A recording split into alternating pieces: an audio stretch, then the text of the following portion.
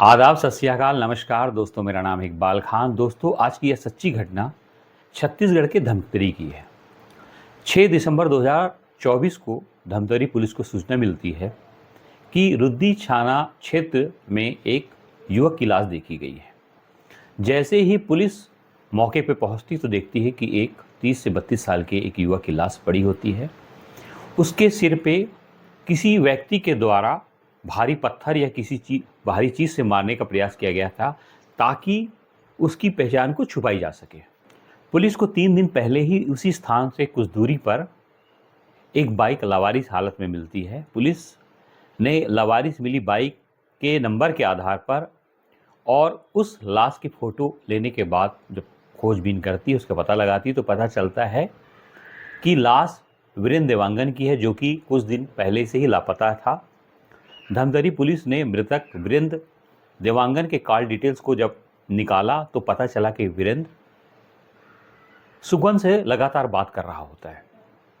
शक के आधार पर पुलिस सुगंध को हिरासत में लेकर जब पूछताछ करती है, तब उसके द्वारा पुलिस को कुछ ऐसा नहीं मिलता है जिससे पता चले कि वीरेंद्र की हत्या में सुगंध का हाथ था। और पुलिस अब ये डिसाइड कर लेती है कि सुगंध को अब छोड़ दिया जाएगा। तभी पुलिस को सूचना मिलती है कि हत्या के ही आरोप में अभनपुर पुलिस ने भी सुगंध को हिरासत में लिया था, उससे पूछताछ की थी, पर उससे कुछ पता नहीं चला तो अभनपुर पुलिस ने उसे छोड़ दिया। जब यह बात छत्तीसगढ़ के धमतरी पुलिस को पता चला, पुलिस ने सुगंध को 7 दिन की पुलिस रिमांड में ले लिया। सुगंध लगातार पुलिस को गुमराह कर रहा था, पर वह ज़्यादा देर तक पुलिस को गुमराह करने में कामयाब नहीं हो सका। जब पुलिस उसके पर सख्ती करती है तो वह टूट जाता है और कबूल लेता है कि उसने 3 लोगों की हत्या की है। अब पहली हत्या उसने नरेंद्र साहू की है। सुगंध बताता है कि दुर्ग में उसकी कंप्यूटर फोटोकॉपी की दुकान है, वह उसे चलाता था। इसी बीच उसकी पहचान नरेंद्र कुमार साहू से हुई। वह भी कंप्यूटर की दुकान चलाता था और दोनों की मुलाकात होने लगी और मुलाकात दोस्ती में बदल गई। एक दिन सुखवंत ने नरेंद्र को बताया कि वो उसे तंत्र मंत्र आता है और तंत्र मंत्र की क्रिया से बहुत पैसा कमाया जा सकता है और पैसे की बारिश होने लगेगी। जब ये बताता है तो पहले तो नरेंद्र को उसकी बात पर यकीन नहीं होता है, पर जब वो बार बार उसको यह बात बताता है कि इसमें बहुत पैसा है, तो वो भी उसके झांसे में आ जाता है और बहकावे में आ जाता है और पूजा पाठ और तंत्र मंत्र विद्या के लिए सुखवंत नरेंद्र साहू से पैसे की डिमांड करता है। चूँकि नरेंद्र के ऊपर काफ़ी जिम्मेदारी थी, वो भी चाह रहा था कि अगर मुझे पैसे मिल जाएंगे तो मेरा बहुत सा काम हो जाएगा।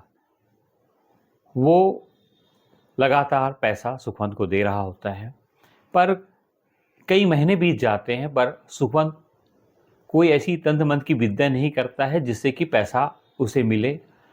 तो नरेंद्र अब पैसे की डिमांड करता है कि मुझे मेरा पैसा वापस कर दो, और जब बार बार बोलता है तो उनके बीच फिर झगड़े हो जाते हैं पैसे को लेकर। उसका कहना था कि अब तुम मेरे को बेवकूफ़ बना रहे हो और तुमने मुझसे पैसा ठग लिया है, कोई तंत्र मंत्र की विद्या तुम नहीं जानते हो। अब सुखवंत को ये लगने लगा कि ये बाद में बहुत प्रॉब्लम देगा, तो उसने डिसाइड किया कि किसी न किसी तरीके से नरेंद्र साहू को अपने रास्ते से हटाना बहुत ज़रूरी हो गया है। एक दिन सुखवंत टीवी में आ रहे क्राइम शो को देखता है और वहाँ से आइडिया लेता है कि साइनेट एक ऐसा जहर है, किसी व्यक्ति को अगर पिला दिया जाए तो उसके मुंह में झाग नहीं बनता है, और ना ही पोस्टमार्टम की शुरुआती रिपोर्ट पे पता चलता है कि व्यक्ति को जहर दिया गया है। सबको यही पता चलता है कि व्यक्ति की मृत्यु हार्ट अटैक से हुई है। पोस्टमार्टम रिपोर्ट पे जहर देने की पुष्टि होती ही नहीं है। इसलिए सुखवंत ने एक वेबसाइट के माध्यम से साइनेट मंगवाया और उसे गंगा जल में मिला दिया। सुखवंत नरेंद्र साहू को रात में नर्सरी के पास बुलाता है और उसे बताता है कि आज हम तंत्र विद्या करेंगे। नरेंद्र साहू भी वहाँ पहुँच जाता है और सुखवंत अपने साथ नींबू, अगरबत्ती, लाल कपड़ा, साइनाइड मिला हुआ गंगा जल लेकर वो पहुँचता है। सुखवंत तंत्र मंत्र की विद्या शुरू कर देता है। सुखवंत साथ लाए हुए गंगा जल जिसमें साइनाइड जहर मिला होता है उसे नरेंद्र को पिला देता है। जैसे ही नरेंद्र वो साइनाइड मिला गंगा जल पीता है, उसकी तबीयत खराब होने लगती है, उसका शरीर ऐंठने लगता है और कुछ देर के बाद उसकी मृत्यु हो जाती है और फिर सुखवंत वहाँ से भाग जाता है।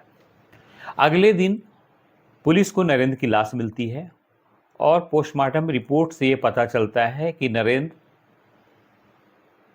की मृत्यु हार्ट अटैक से होती है। पर कुछ ही दिन के बाद जब बिसरा की रिपोर्ट आती है तो यह पता चलता है कि नरेंद्र की मृत्यु हार्ट अटैक से नहीं बल्कि जहर दिए जाने से होती है। पुलिस इस केस की इंक्वायरी कर रही होती है पर अभी तक उसको कुछ जानकारी नहीं मिलती है। इसी तरीके से सुखवंत ने नया रायपुर के एक हंसराम साहू को भी अपने झांसे में लिया और उससे भी 1.5 लाख रुपए की उगाही कर ली और उसको भी यही आश्वासन देता रहा कि तंत्र मंत्र विद्या में बहुत पैसा है और तुम बहुत पैसा बना लोगे। हंसराम साहू भी उसके झांसे में आ जाता है और इधर उधर से उधार कर 1.5 लाख रुपए सुखवंत को दे देता है। पर काफ़ी दिन जब बीत जाता है और सुखवंत ऐसी कोई तंत्र मंत्र विद्या नहीं करता है जिससे पैसा आ रहा हो, तब हंसराम भी उसे तकादा करता है, बोलता है तुम मेरे को बेवकूफ़ बना रहे हो, तुम मेरा पैसा वापस कर दो। तो फिर वही क्रिया करता है जैसे उसने नरेंद्र को गंगा जल में साइनाइड मिलाकर पिलाकर उसकी हत्या कर दी थी, वैसे ही हंसराम को भी उसने गंगा जल में मिले साइनाइड को पिलाकर उसकी भी हत्या कर दी। तीसरी हत्या उसने जो की थी वो वीरेंद्र साहू जो कि उसका दोस्त था। सुखवंत को लग रहा था कि वीरेंद्र साहू को मेरे इन 2 हत्याओं के बारे में पूरी जानकारी है और कहीं ना कहीं ये कभी ना कभी मेरे को पकड़वा देगा और मैं पुलिस की गिरफ्त में आ जाऊंगा, इसलिए उसको हटाना बहुत ज़रूरी हो गया है। सुखवंत वीरेंद्र साहू को प्लानिंग के तहत रुद्दी छाना क्षेत्र जो कि एक सुनसान इलाका है वहाँ बुलाता है और पहले से ही पूरी प्लानिंग कर लेता है, पर उसके पास साइनाइड नहीं होता तो उसके लिए दूसरा रास्ता अपनाता है कि वो आएगा तो किस तरीके से उसकी हत्या करनी है। जैसे ही वीरेंद्र चूँकि उसका दोस्त था वह पहुँचता है तो उसे बातों में उलझाता है और मौका पाकर उस पर हमला कर देता है। जैसे वह नीचे गिर जाता है और उसके बाद वो संभलता है इसके पहले पास रखे हुए पत्थर को उसके सिर पे पटक देता है, जिससे कुछ देर तड़पने के बाद वीरेंद्र साहू की दर्दनाक मौत हो जाती है और फिर वहाँ से वह भाग निकलता है। पुलिस ने सुखवंत को 3 हत्याओं का आरोपी बनाया है, उसे गिरफ्तार कर जेल भेज दिया है और जो नरेंद्र साहू था उसकी पत्नी तारणी का ये कहना है कि नरेंद्र साहू उस घर का इकलौता कमाने वाला था और उसकी इस बेरहमी से हत्या करने वाले को जरूर फांसी होनी चाहिए, अर्थात सुखवंत को फांसी होनी चाहिए, क्योंकि उसने एक परिवार को उजाड़ दिया। नरेंद्र साहू के ऊपर बहुत जिम्मेदारी थी, 2 बहनें उसकी कुंवारी हैं और नरेंद्र साहू अपने पीछे अपनी पत्नी और 2 मासूम बच्चों को भी छोड़ गया है। तो इसलिए नरेंद्र साहू की पत्नी तारिणी साहू और उसका परिवार चाहता है कि जल्द से जल्द सुखवंत को फांसी की सज़ा होनी चाहिए।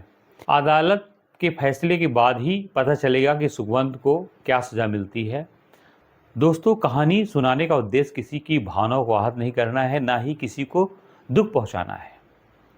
दोस्तों, इस कहानी को सुन के आपके मन में क्या विचार आ रहे हैं? अगर कोई विचार हो तो ज़रूर कमेंट्स कर बताएं। मिलते हैं एक नई कहानी के साथ। आप अपना ख्याल रखिए। जय हिंद, जय भारत।